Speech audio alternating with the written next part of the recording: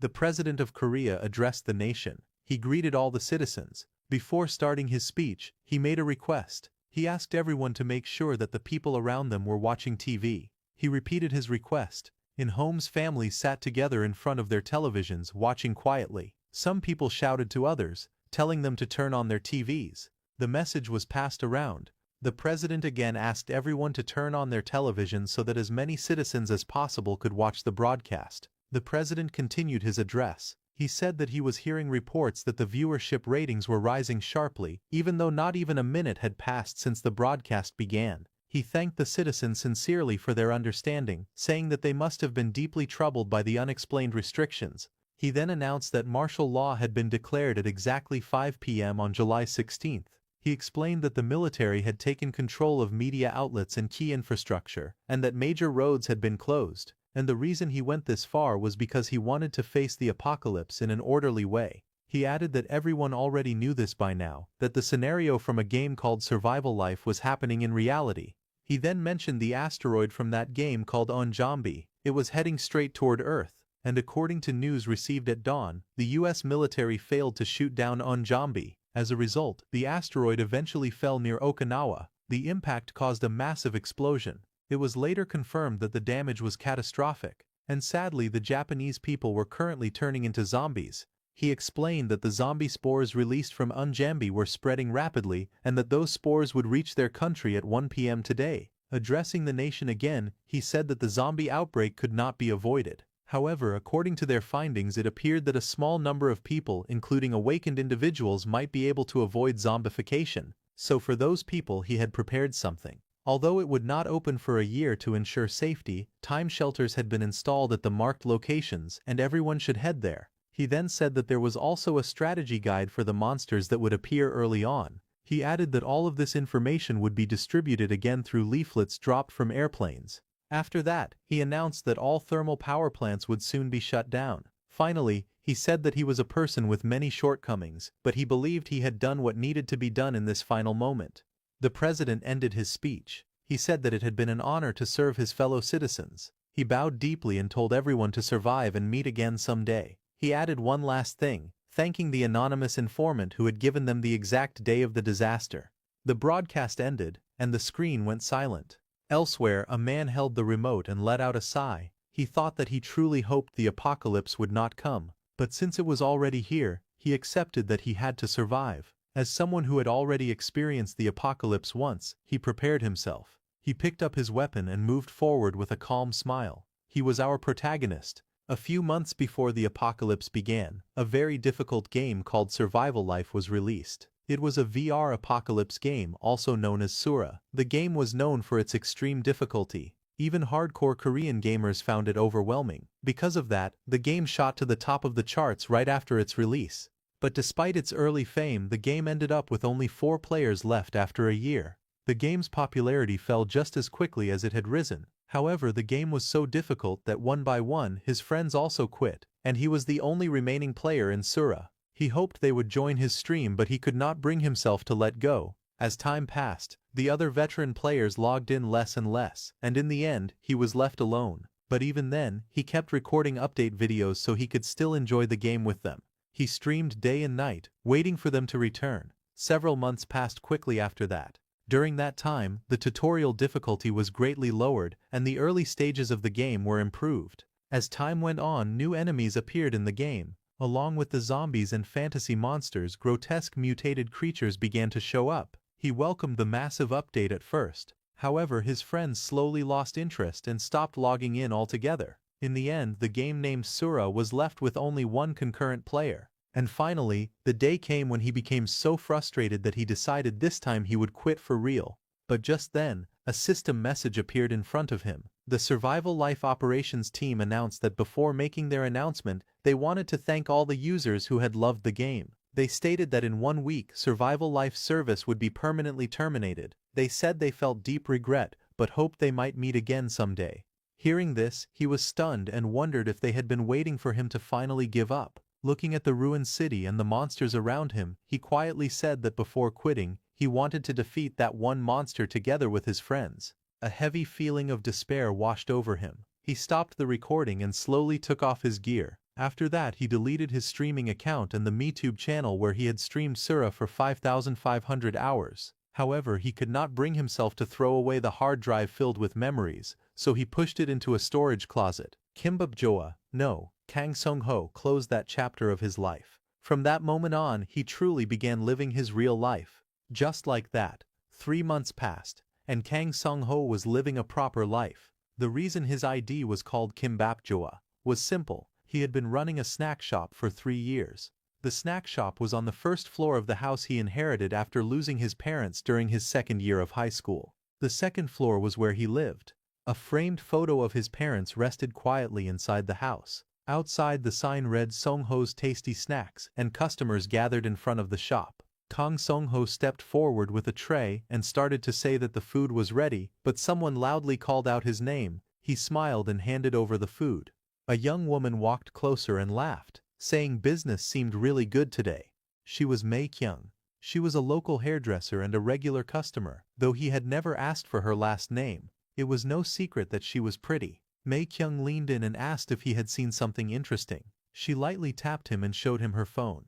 Sung-ho looked confused and asked what she meant. Mi Kyung said she had heard from some kids earlier that this topic was trending in online communities. She showed him a post on her phone explaining that people were saying a status window could really appear if someone shouted it out loud. She added that many comments were arguing about it, with some people saying it worked and others calling it nonsense. Sung-ho looked at the screen and responded calmly, saying he understood. Mi Kyung then said she had already tried it herself, but sadly nothing showed up for her. Hearing that, Sung-ho laughed lightly. He told Mi Kyung that there was no way something like that would actually appear. With a smile, he asked if she was being a little too gullible. Sometime later, after Sung-ho closed his shop and went home, he remembered what Mi Kyung had told him. He didn't want to believe it, but the thought tempted him to give it a try. So he raised his hand and shouted, calling for a status window. But unfortunately, nothing happened at first. He turned away, already convinced it was nonsense.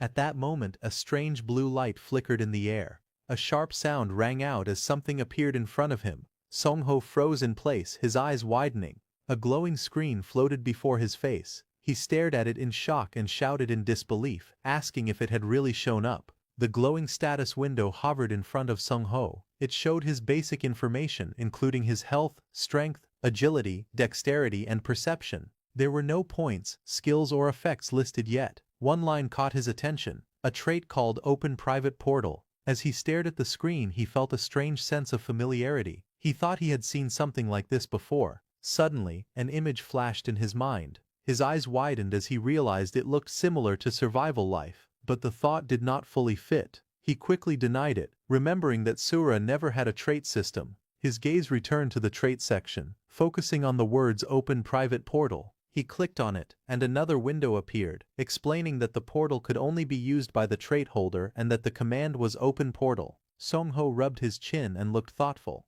After reading it carefully, he muttered that the command itself felt a bit lame. Sung-ho raised his hand and spoke the command, telling the portal to open. Blue light gathered under his palm and began to spin. The air twisted as streams of light swirled together, forming a bright circle.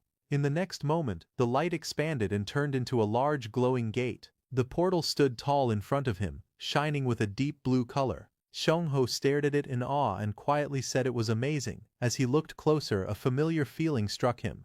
He realized the portal looked exactly like the labyrinth gate from Sura. His heart started pounding. He grabbed his head in shock and asked himself if this was really the survival life system. Fear and disbelief filled his face. He quickly denied it, whispering that it could not be real. Sung-ho quickly grabbed his phone and told himself that if this were real, there would definitely be an article about Yoonjambi. He searched nervously, his eyes fixed on the screen. Just then, a news article appeared, talking about an asteroid called Yoonjambi being monitored by NASA. It said the chance of it approaching Earth was close to zero. His face went pale. He muttered in shock that there really was one. Panic rushed through him. He shook his head again and again, refusing to accept it. Holding his head with one hand, he tried to calm himself and said the name could just be a coincidence.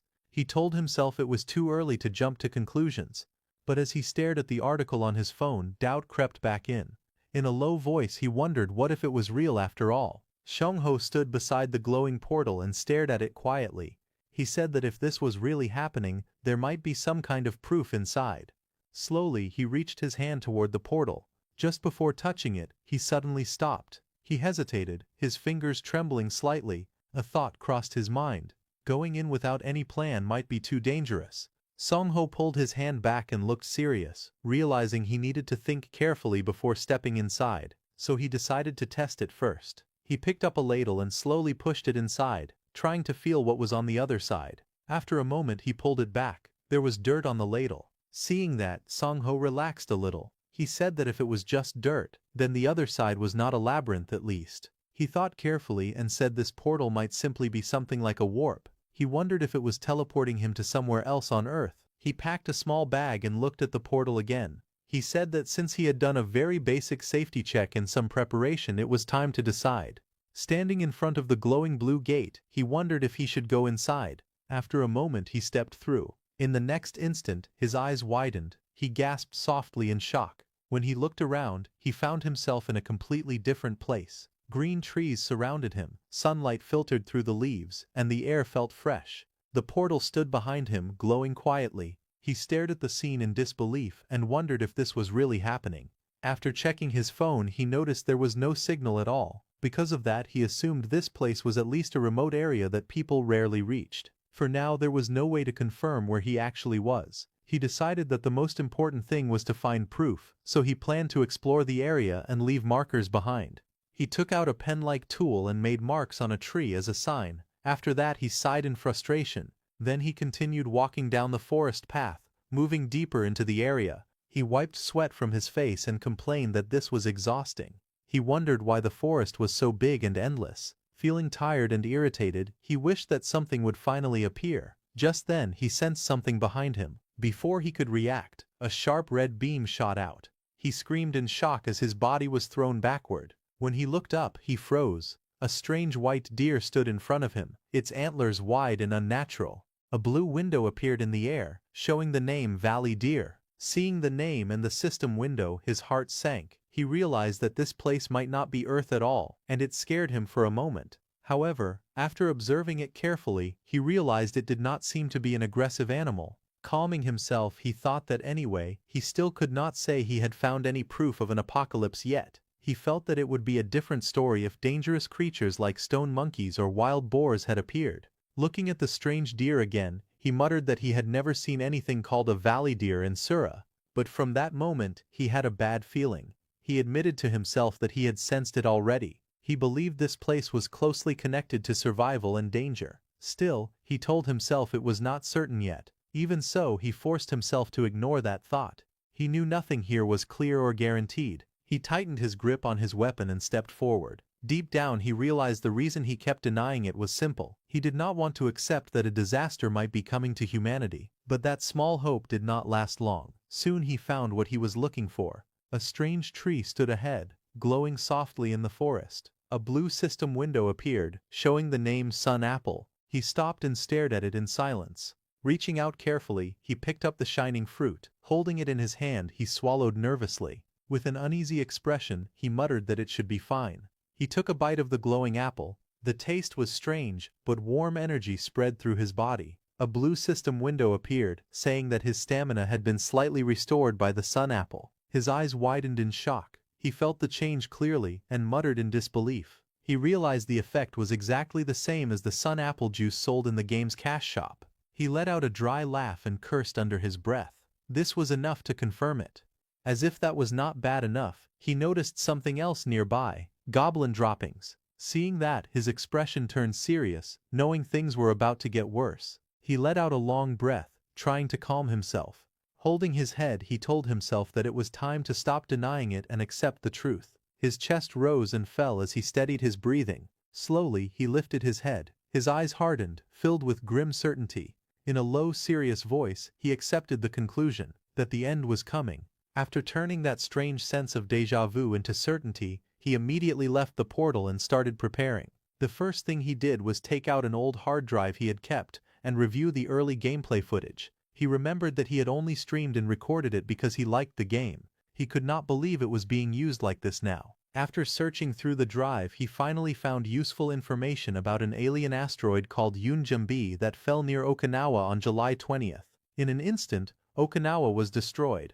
People infected by zombie spores slowly turned into zombies. 5 hours later, their bodies began to decay as the Iron Death disease progressed.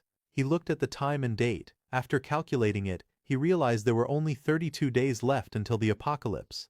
Looking at it again, he thought about survival life. He remembered how the game was full of unfriendly and annoying mechanics, and the worst part of all was the Iron Death disease. It was a strange phenomenon that caused all metal to slowly crumble and break apart. Guns, cars, buildings and machines all became useless. 5 hours after zombie spores spread through an area, the Iron Death disease followed like an aftershock. It swept through cities and towns, destroying everything made of metal. In an instant, human civilization was pushed back to the Stone Age. Later on, the Iron Death disease would slowly fade away, but that depended on the region. The real problem was the time it took. It took anywhere from 6 months to a full year for the disease to fully subside. However, that terrifying Iron Death disease no longer mattered to him. The trait he had obtained was Private Portal. It was only a guess, but he believed the Iron Death disease would not be able to pass through the portal. After finishing his initial analysis, he used all the money he had saved. He bought every kind of survival supply he could find: weapons, food, tools, medicine and equipment needed to live on his own. After that, he checked the awakened community while thinking about what to do next. Many people were chatting casually, some mocked the warnings and asked for proof. Others told everyone to stop talking nonsense. Someone even bragged about using their trait to steal money. Looking at their messages, he frowned. He muttered that they were far too carefree. As soon as morning came, he went out and bought more supplies. On the way back home, he also bought a 60-pound hunting bow through a private sale. As he walked away with the case in hand, a thought suddenly crossed his mind. He wondered if he was overreacting all by himself. Looking up at the sky, he told himself that if nothing happened, then it was fine. At worst, he would just struggle for 2 or 3 years. After finishing his morning errands, he returned home. Then he put up a temporarily closed sign on his shop so he would not waste any time. He let out a tired sigh, his head feeling heavy. He muttered to himself, confused about why so many things were suddenly happening overnight.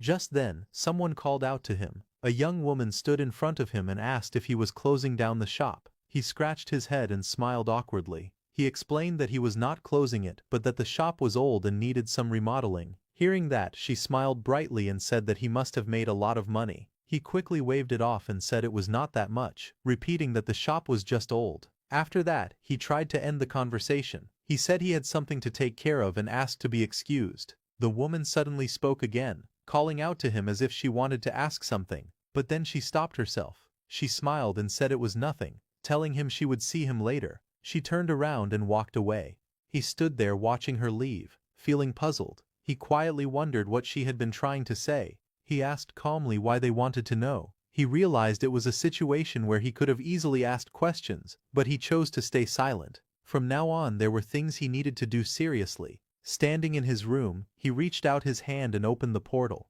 He knew his gameplay style very well. He was a planner, someone who created detailed strategies to overcome challenges. Because of that, compared to veteran players, he lacked physical skill. But even so, he understood one thing clearly. With proper planning, he could still survive what was coming. In Sura, stats were not gained by leveling up. They were earned through the results of hunting and exploration. Standing in front of the target, he let out a slow breath. He wondered if this would work. He pulled the bowstring. Suddenly he froze. Something felt different. He smiled slightly and said that drawing the bow was easier than he thought. Sweat ran down his face as he pulled the string again. Thinking that if he could just aim properly, this might really be possible, he raised the bow high, pulled the string to its limit and steadied his aim. Then he released. The arrow flew out in a wide arc. A loud impact echoed as it struck the target. He stared at his hand in disbelief and muttered that it felt unreal. He joked to himself, wondering if he had been Legolas in a past life. Looking at his fingers, he quietly admired the talent he was seeing. After calming down, he thought seriously about his limits. He realized he could only draw the bow properly about 5 times at most, but it was still not bad. He decided that starting today he would focus hard on strength training. After finishing these basic preparations, he moved on to the next step. Standing in the forest with the bow in hand, he thought carefully. From now on, there were 2 things he needed to take care of. The first was to figure out whether he could hunt monsters in his current condition. The second thing he needed to do was build a hideout in this place where he could store his supplies. He reminded himself that until the weapons and supplies he ordered arrived, he would not do anything reckless. He would not try something stupid, like taking over a nest. As he moved through the forest, his eyes landed on glowing fruits hanging from the branches. He reached out and grabbed them, unable to hide his excitement. He laughed and said his luck was insane. After that, he continued preparing for every possible situation and for the future ahead. That was the reason he was able to remain a veteran in Sura. He carefully looked around the area, certain that he had seen it nearby. After searching for a moment, his eyes widened. He had found it. On the ground in front of him were goblin droppings. He focused on them because there was a simple reason for it. Goblins were monsters that usually lived in groups. Because of that, seeing only a single pile of droppings lying around was strange and abnormal. He looked closely at the droppings and noticed that they were made up of only seeds. That meant the goblin had not been eating properly. Just as he had predicted, there was a high chance this goblin had been kicked out of its group. He decided that he had to find this goblin, no matter what it took. Opportunities like this were rare. It was not often that he got a chance to test himself in a real fight. The sky slowly grew darker as evening came. He noticed the light fading and felt uneasy. Still, hearing wolves howl in the distance told him something important. It meant he was getting closer to the valley. He moved carefully through the forest, staying alert. Suddenly, he froze. Not far ahead, something small and green was crouching near the water. He recognized it immediately. It was a goblin. As he watched closely, he realized it looked exactly like the goblins he had seen before in Sura. He recalled the basic information about goblins. They were low-tier monsters that usually used spears or poison darts. They liked to paralyze their enemies with poison and slowly torment them. That was exactly why he had chosen a bow as his first weapon. Hiding behind the trees, he carefully drew his bow and took a deep breath, forcing himself to stay calm. Looking closer, he realized this goblin was different. It was old, and it seemed to have been exiled from its group. More importantly, it was not carrying a poison dart or a spear. He steadied his breathing and reminded himself not to get nervous. As long as he stayed calm, he believed he could hunt it. He released the arrow. The arrow shot straight down and pierced through the goblin's arm. The goblin screamed in pain and thrashed violently. He frowned slightly. He had aimed for the head, but at least the attack had hit. Seeing the opening, he decided not to hesitate. He planned to press the advantage and go for another shot. However, when he moved forward to take another shot, something went wrong. The goblin suddenly threw a stone. It flew straight at him and smashed into his hand. He gritted his teeth and cursed under his breath as pain shot through his arm. The goblin did not retreat. Even with its arm injured, it rushed at him fiercely. Seeing its movements, he realized this goblin was experienced. It was not panicking like a normal weak monster. He quickly dropped the bow and pulled out his blade. The goblin roared and swung its weapon at him. Their attacks collided head-on. The blade and the crude weapon clashed with a loud impact. Both sides pushed forward, neither willing to back down. Shongho lunged forward without hesitation, gripping the blade tightly. His eyes were sharp and focused as he swung at the goblin. The goblin twisted its body and barely avoided a fatal hit, but it was still forced back. Songho shouted as he pushed forward, forcing him to the ground. They crashed down together, locked in a brutal struggle. The goblin screamed loudly, raising its head to bite. At the last moment, he grabbed his weapon again and drove it straight down. The blade pierced deep into the goblin's body. The goblin let out a final shrill scream as its strength faded. Songho collapsed to the ground, breathing heavily. A blue message appeared, telling him that he had gained 2 points. He stared at it for a moment, then laughed weakly. He said he had really done it. After calming down, his eyes fell on a small pouch lying nearby. He picked it up and checked the contents. Inside were guaca powder and vegetable oil. He remembered that in Sura, combining these two could make a simple ointment. He decided to try it later. There was no time to relax. He knew he had to hurry and dig. If the goblins' group found the body, it would be dangerous. He hurried away, knowing he could not leave the body behind. If he did, it would clearly turn into a bone creeper. As he moved through the forest, his eyes caught something unusual. He stopped and looked toward the stream. 2 red trout were swimming calmly in the clear water. He frowned slightly, surprised to see them there. A thought crossed his mind. If this was a valley where red trout lived, then this place might be more special than he first thought. Suddenly he felt a chill run down his spine. He slowly turned his head, his face stiff with fear. A bad feeling filled his chest, and his breath grew shallow. Behind him stood a massive monster. Its red eyes glowed in the darkness as it stared straight at him. It was an owlbear. Kneeling on the ground, Song-ho swallowed hard and realized the truth. He realized he was completely screwed. His life started flashing before his eyes. He started remembering the days when he used to play the game and livestream. He often used to cover monsters' habits, fighting styles, and behavior, and one of them was owlbears. He remembered explaining that the most dangerous creatures in the forest were werewolves and owlbears. He had pointed out that when an owlbear had already claimed a territory, it meant something important. It meant the monster ecosystem in that area was balanced. Looking back, he felt that those days were truly good times. The chat, which always reacted with excitement, made him laugh. Those familiar comments filled the chat, making the stream feel lively and warm. But suddenly, his thoughts broke apart. He wondered why he was thinking about those happy memories now. His face turned pale, and sweat rolled down his cheek. A strange fear filled his chest. He realized what was happening. It felt like his life was flashing before his eyes. In front of him, the owlbear stood tall. Its red eyes glowed as it slowly raised its sharp claws. Song-ho shook his head and rejected the thought. At least for him, this was not his life flashing before his eyes. It felt more like a flashback of his old friends telling him to calm down and get a grip. His body trembled, but he forced himself to think clearly. He recalled what he knew. Owlbears had a habit of tearing apart anything they saw when they were hungry, but the fact that the owlbear was just standing there meant one thing: it was not hungry. In other words, there was only one thing that was bothering the owlbear.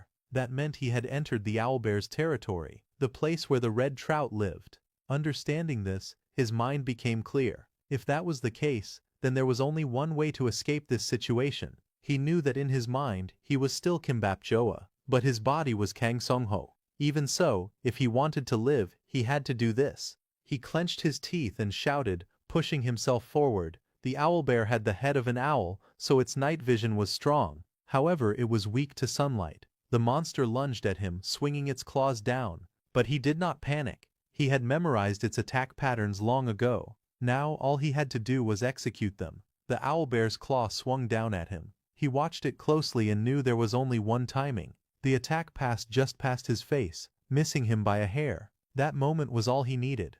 He moved instantly and rushed forward. He raised the flashlight in his hand and aimed it straight ahead. He turned it on and shone the light directly into the owlbear's eyes. A sharp beam of light burst out. The owlbear screamed in pain and roared loudly. Its eyes were blinded by the sudden light. After that, the scene shifted to the next day in his room. A sharp ringing sound filled the room. The alarm kept ringing again and again. He slowly opened his eyes and groaned. His whole body ached badly. The ringing continued, making his head throb. He reached out and slapped the alarm clock, finally turning it off. He stared at the time and felt confused. He wondered if he had passed out the moment he escaped. It felt like hours had gone by, and he thought that made sense. Lying there, he let out a tired sigh. As if fighting a goblin was not enough, he had even run into an owlbear. The memory made him shudder. He muttered that he really never wanted to see one again. Just then, his stomach suddenly growled. He realized that he had not eaten anything since yesterday afternoon. Trying to get up, he lost his balance and fell forward, hitting the floor hard. He groaned in pain and lay there for a moment. His legs felt weak, with no strength left in them. Turning his head, he noticed his backpack nearby. He reached out and opened it, then pulled out a yellow apple. Without hesitation, he took a bite. Warm energy spread through his body as he chewed. A soft glow wrapped around him, and his strength slowly returned. He lay back on the bed, breathing out in relief. Feeling the warmth fill him, he thought that he finally felt a bit more alive. After recovering his strength, he smiled to himself and thought that it was time to properly fill his stomach. So he went outside to a restaurant. As he was about to eat, he noticed someone familiar sitting across from him. Seeing her there made him confused. He wondered why Mi-kyung was here. She smiled brightly and explained that she had come to eat. She added that this place was one of her favorite restaurants. Kang Song-ho tried to explain that he meant something else and asked why she was sitting with him. Before he could finish, Mi-kyung cheerfully said that it was nice to have someone to eat with. Hearing that, he could only sit there quietly, unsure how to react. While eating, Mi-kyung casually asked Song-ho if he had ever tried the thing she mentioned before. Song-ho paused and asked if she meant the status window. Her eyes lit up right away, and she excitedly asked if he had tried it. At that moment, Song-ho finally understood why she had stopped herself from talking back then. Mi-kyung leaned forward and said with confidence that she really thought it was real. She even showed him an article on her phone about a strange incident at a convenience store. As Song-ho listened, he quietly thought that he could not tell whether she was just naive or simply too pure. With a helpless smile, he pointed out that what she wanted to ask was already very obvious. He then answered honestly, saying that he did try it, but unfortunately nothing appeared for him. Although he knew it was a lie, he felt that lying in this situation was completely justified. His trait was not combat-oriented at all. It was a skill meant for solo play, not for working in a team. In a world where his safety was not even guaranteed, revealing his abilities would be extremely dangerous. With a calm expression, he tapped the table lightly as these thoughts passed through his mind. In his eyes, showing his hand was no different from openly telling others to come and kill him in the apocalypse. He noticed that even after everything, Mi-kyung was still asking about awakening. That meant she was one of the awakened. Suddenly Mi-kyung apologized to Kang Sung-ho. Looking confused, Kang Sung-ho asked what she was apologizing for. She hesitated, then admitted that there was something she had lied about. As he watched her, he quietly thought that Mi-kyung really seemed like a good person. Kang Sung-ho looked at her seriously and told her that it was okay. He said she did not have to tell him right now. They still had time. She could tell him later, when she felt brave enough. With those words he headed back home. When he arrived, packages were being delivered in front of his house. The things he had ordered were finally starting to arrive, one by one. After that he moved the items he would need later up to the rooftop. The things he needed right away were taken to the second floor. While he was at it, he began preparing seriously. He carefully cut open the boxes and selected the items he would use for today's operation. After laying everything out, his goal for the day became clear. His mission today was to find a place that could be used as a hideout. He gripped the pipe tightly in his hands. No matter what happened, he knew he had to secure a hideout. With his backpack on and tools ready, he moved forward without hesitation. Finding a place to hide was not difficult for him. Earlier, while searching for the old goblin, he had already noticed a strange and suspicious spot. That place now became his target. He looked at the hidden cave covered by plants and vines. To him it looked absolutely perfect for a hideout. However, he knew the most important thing was to find out what kind of monster lived there. He raised the portable telescope and carefully checked the ground inside. Soon his eyes caught something. He saw footprints clearly pressed into the dirt. They looked familiar. He realized they were kobold footprints. At that moment he felt a wave of relief. This was pure luck. He lowered the telescope and smiled sincerely. Even though his plan would work on most low-tier monsters, it was still better to confirm everything. He plucked a small leaf and let it fall to check the wind. After watching its movement, he nodded to himself. The kobolds that lived there were nocturnal, so they would be asleep at this time. For them, what he was about to do would be absolute poison. To carry out his plan, he quickly began gathering firewood. It was tougher than he expected, but he did not stop. After collecting enough, he placed the firewood near the cave entrance. Looking at the pile, he felt it should be enough. Then without hesitation, he poured gasoline over the firewood. He crouched down and thought that now all he had to do was set it on fire. At that moment, a voice suddenly rang out. Kobolds rushed out from the cave. They had already woken up. When they saw Song-ho, the kobolds looked shocked to see him standing there. Before they could react properly, he moved. He grabbed the fire axe and charged forward without hesitation. The axe swung through the air in a wide arc and killed the kobolds swiftly. As he looked at the fallen creatures, a thought crossed his mind. Was drowsiness actually a status effect? It seemed like the kobolds had been sluggish from sleep, allowing him to land perfect blows. He was surprised that even now a one-turn kill was possible. Just then, a blue system window appeared in front of him, telling him that his level had risen to 1 and that he had acquired a total of 4 points. He took a quick breath and glanced at the message. There was no time to celebrate. He decided to think about the details later. For now, he needed to act fast before more kobolds woke up. He pulled out his lighter and dropped it onto the gasoline-soaked firewood. Flames burst to life, spreading quickly. Inside the cave, the fire crackled and smoke began to rise. In the game Sura, all low-tier monsters had one thing in common. They were extremely weak against sudden changes. Although burning them alive would have been more effective. As the new owner of this place, that would make cleaning up later very troublesome. Because of that, he chose a different method. He decided to weaken them first. The smoke made their eyes sting and their heads dizzy, making it easier for him to kill the monsters. Inside the cave, the kobolds shouted loudly and screamed. They stumbled around, coughing and roaring in confusion.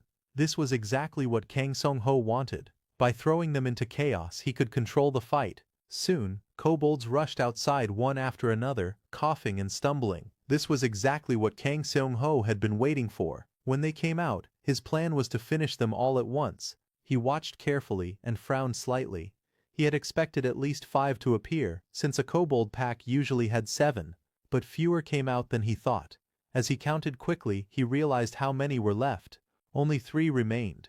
Without hesitation, he moved. One kobold was struck down instantly, green blood splashing across the ground. The remaining kobolds roared angrily and charged at him through the smoke. Their eyes were wild, their movements clumsy, but their killing intent was clear. Kang Seong-ho raised the axe high and brought it down with full force. The blade cut through the air and slammed into a kobold, green blood splashing out. Before he could pull the axe back, another kobold rushed at him from the side, screaming loudly. He dropped low and rolled forward, narrowly avoiding its claws. The kobolds surrounded him, attacking together. In one swift motion, he reached into his pocket and pulled out a spray can. He aimed it straight at the charging kobold's face and pressed down hard. A powerful jet burst out and hit the kobold directly in the eyes. The creature screamed in pain and staggered back, blinded and confused. Kang Seong-ho used that opening to regain his footing. Before it could finish shouting, the axe came down. The blade split through its body, and green blood sprayed into the air. Kang Seong-ho tightened his grip on the pipe and looked ahead. Only one kobold was left. He spoke calmly, saying that now it was the last one standing. The remaining kobold trembled. Its body shook as it stepped back, fear clear in its eyes. He watched it closely and coldly thought that the leader was trembling in fear. He raised his weapon and ended it with a single strike. As the final blow landed, he looked at the cave and decided that the hideout now belonged to him. He sat down on the ground and let out a long breath. The fight was finally over, but his body felt extremely heavy. Dealing with them was not that hard, but because he had no stamina, it was truly exhausting. As he rested, he realized that it was just like the game. The exhaustion debuff was clearly active. A blue status window appeared in front of him. It showed that he was now level 1, but his health, strength, agility, dexterity, and perception were all lowered. The listed effect was exhaustion. Looking at it, he thought about how strange it was. Even after leveling up, he did not gain any status points. Still, he knew that leveling up unlocked convenience systems. Because of that, today's reward was still important. As he looked at the newly unlocked menus floating before him, he quietly accepted the result. More than anything else, he now had a secure place, a space that only he could use. Looking up, he smiled faintly, satisfied with the result. After that, he stood up and turned toward the cave to look at his new hideout. However, the inside was messy, filled with broken wood and scattered debris. He let out a tired breath and stood there for a moment. Then he accepted reality. Before resting, he would have to clean the nest first. After obtaining a hideout, Kang Seong-ho immediately started cleaning it. The place was deep underground, about 15 meters down. For a hermitage, it was on the small side. Maybe because it was right after a big fight, the condition inside was especially bad. While cleaning, he felt disgusted and complained that it was filthy. Even so, he kept working. It was the hardest work he had ever done. As he cleaned up the mess left behind, he got angry and cursed the kobolds for not cleaning after themselves. Still, now that he had a safe space in the other world, things were different. He opened the dimensional gate and began using its abilities freely. By moving items through the gate, the cleaning became a little easier. However, he was so tired that he felt like he might pass out at any moment. Even while working, he sighed to himself and thought about how hard his life had become. Still, he continued cleaning without stopping. While traveling between dimensions, he discovered something surprising. He learned that he could fix the coordinates of both the other world and reality. Because of that, objects could interact with each other even when they were between both worlds.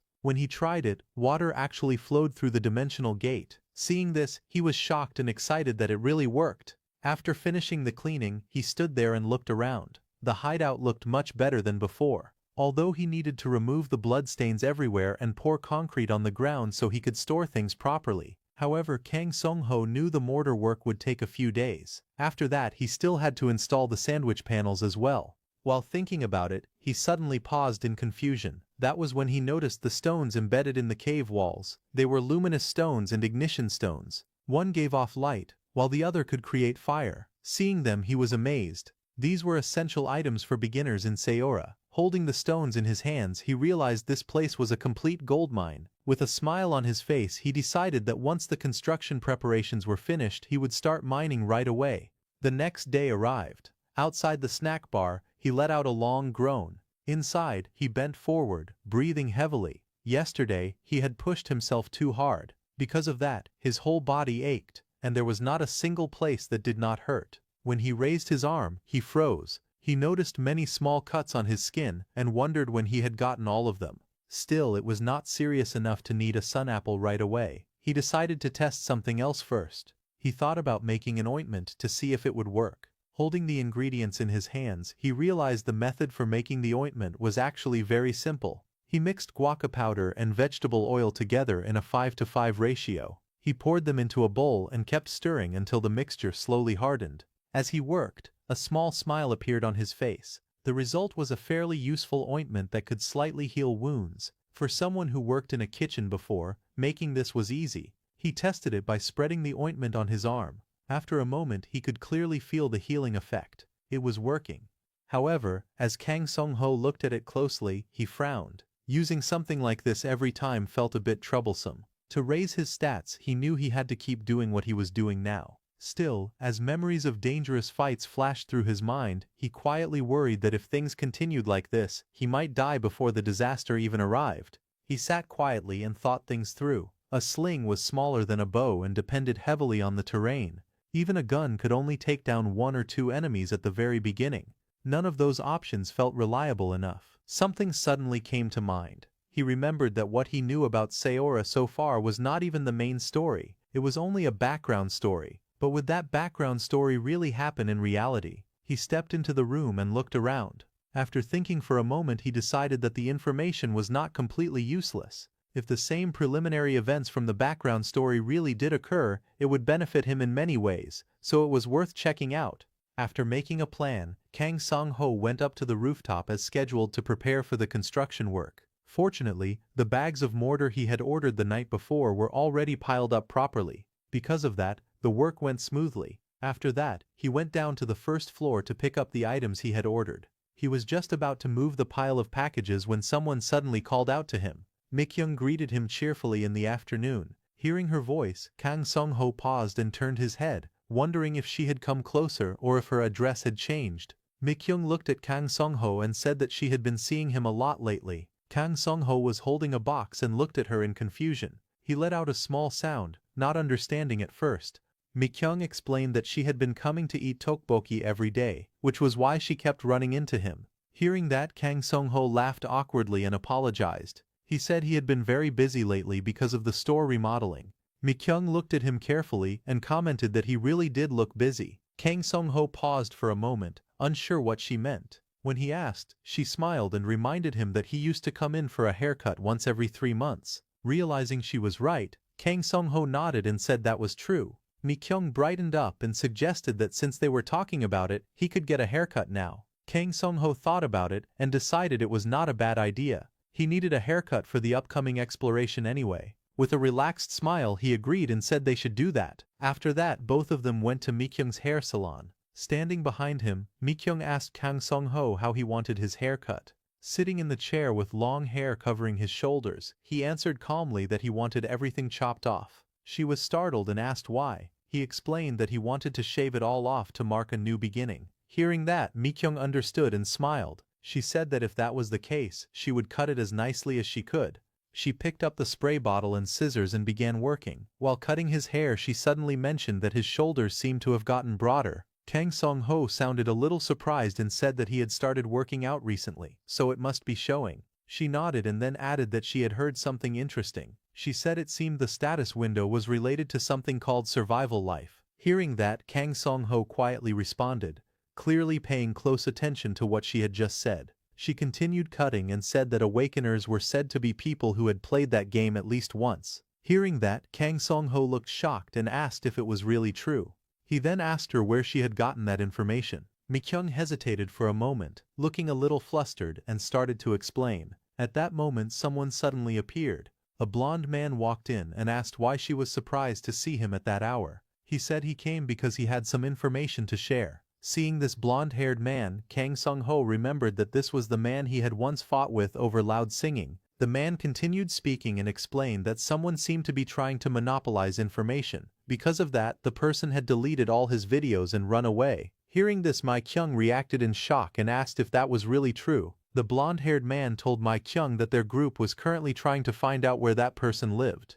Mi Kyung looked uneasy and asked if that was not illegal. The blonde man spoke honestly and called her name. He asked if they were really in a position to be picky right now. He said that catching the person who was hiding information and then sharing it was for the public good. She still hesitated and said it did not feel right.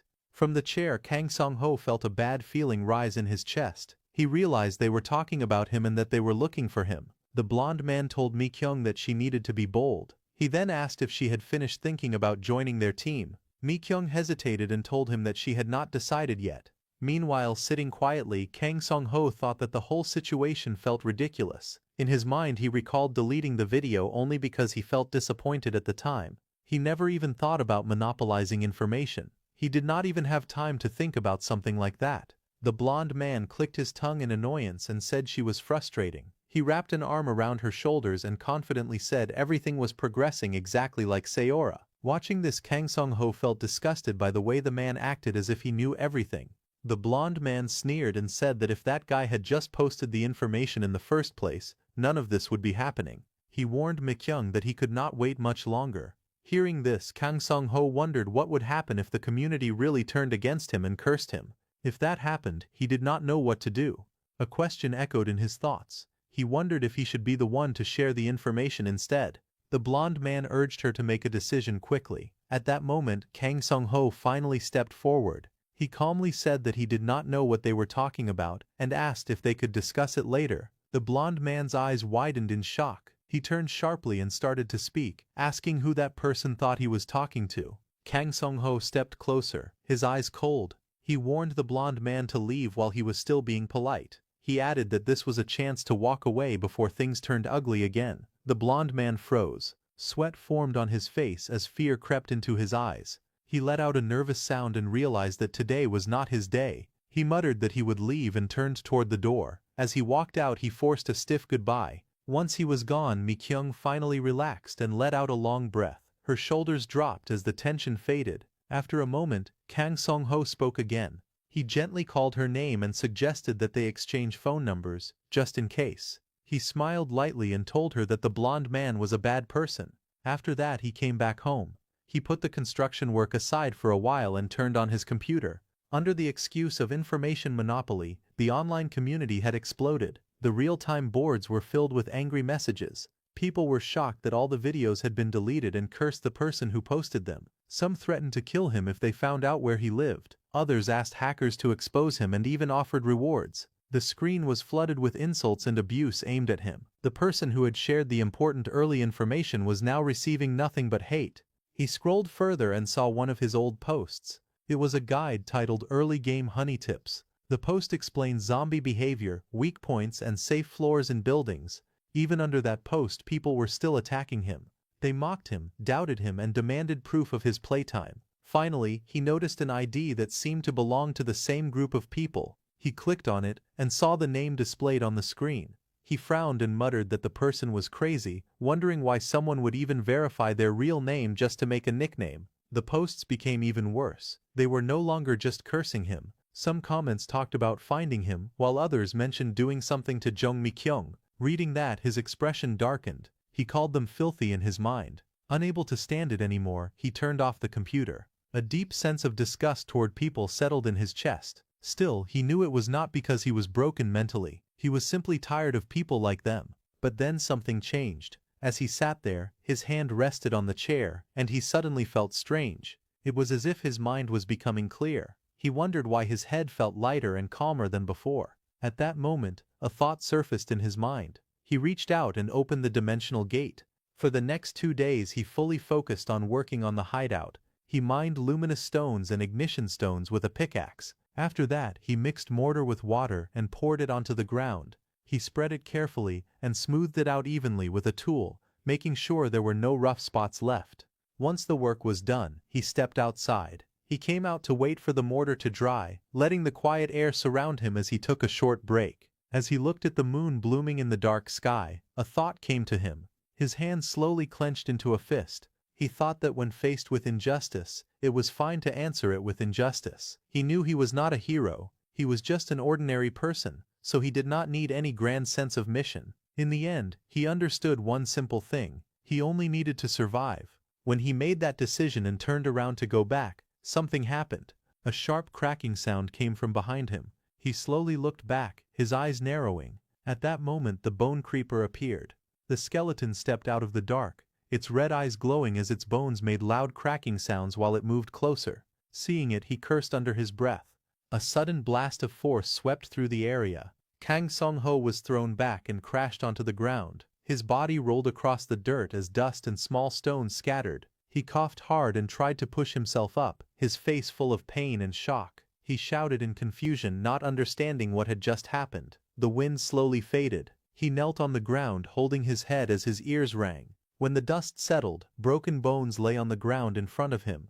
Kang Song-ho looked down at his shaking hand and felt confused. He could not understand how he was still alive. When he remembered what had happened, he saw the bone creeper in his mind. By the time he noticed it, the creature was already about to explode. He had no time to think. He had turned and run with everything he had. A huge blast went off behind him. The shockwave threw him into the air and sent him flying far away. He crashed hard onto the ground, barely surviving. Now sitting there in pain, he understood the truth. Kang Song-ho raised his hand and opened the status window. It showed that his health was very low and all his stats had dropped. But there were no torn muscles or broken organs. When he saw that his level and points had gone up, he understood what it meant. The system had counted the bone creeper as defeated. His head started to hurt badly. He grabbed it, feeling dizzy and confused. He quickly opened the dimensional gate and went back to his house. After coming back, he started treating his wounds right away. He placed his medical supplies on the table and sat down in front of them.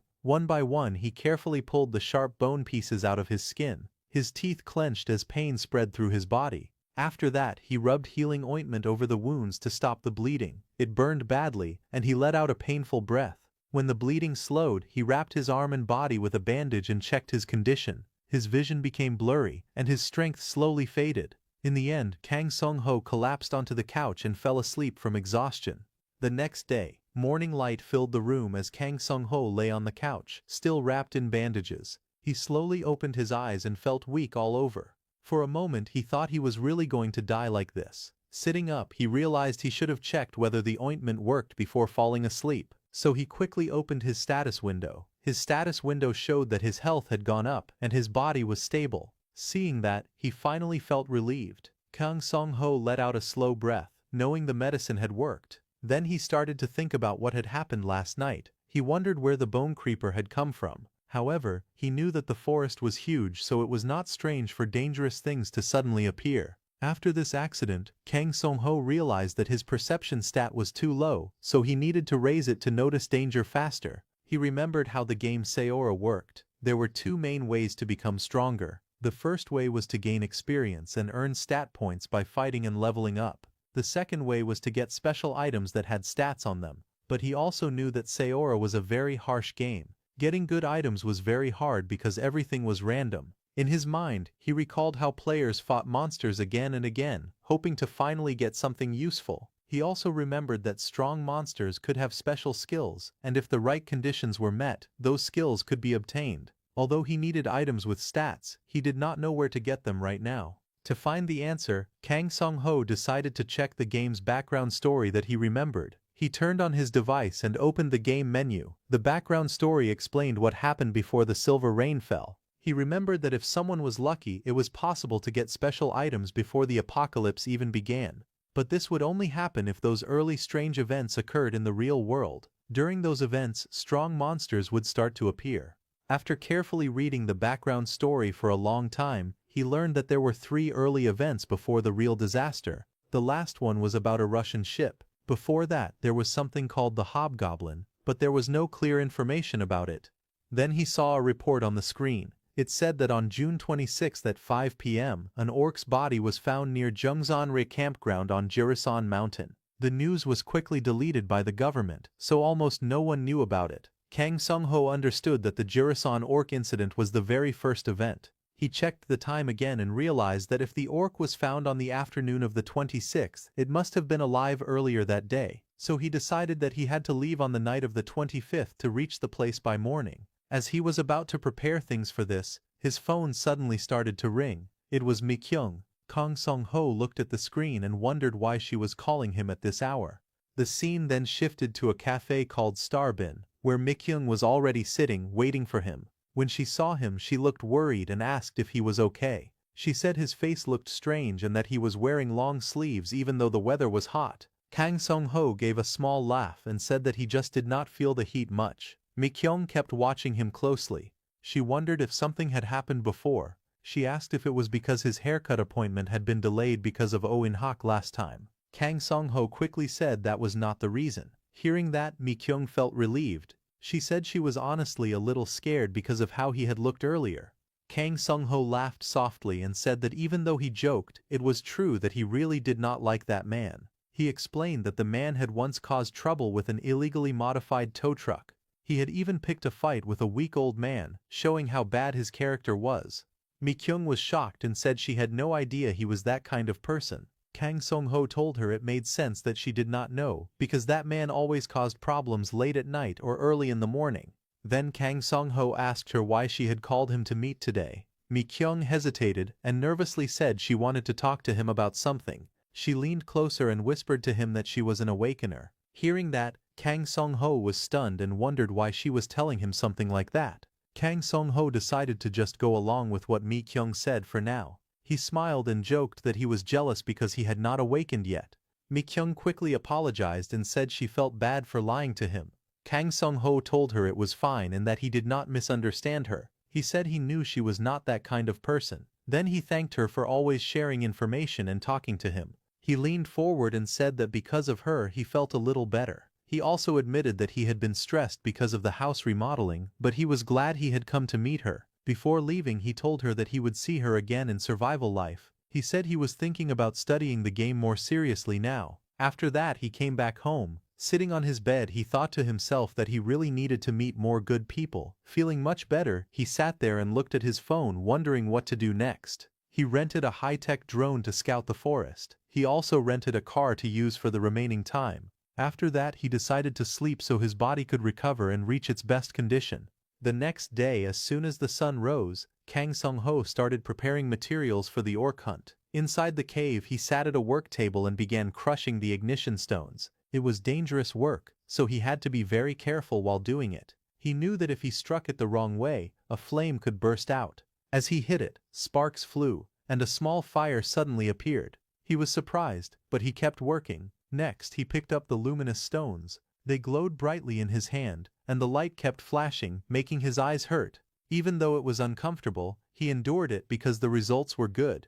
After finishing the basic preparation for the orc hunt, several jars and materials were placed on the table. There were different colored powders and bottles arranged neatly. He began pouring different liquids and powders into containers, mixing them together. Then he added another liquid that made everything become solid. The materials slowly came together, forming what he needed for the hunt. After that, a desk was set up where the dimensional gate's coordinates had been fixed. Then he stepped back into the real world. He prepared all the supplies and placed them inside the car. Standing there, he raised his hand and looked around in surprise. He softly reacted as he took a look at all the supplies. He smiled and felt satisfied. He was glad he had rented a good car. He felt that everything he needed was already prepared. Kang Sung-ho sat in the driver's seat and smiled. Now it was time to get going. He headed toward Jurisan, the place where the orc would appear.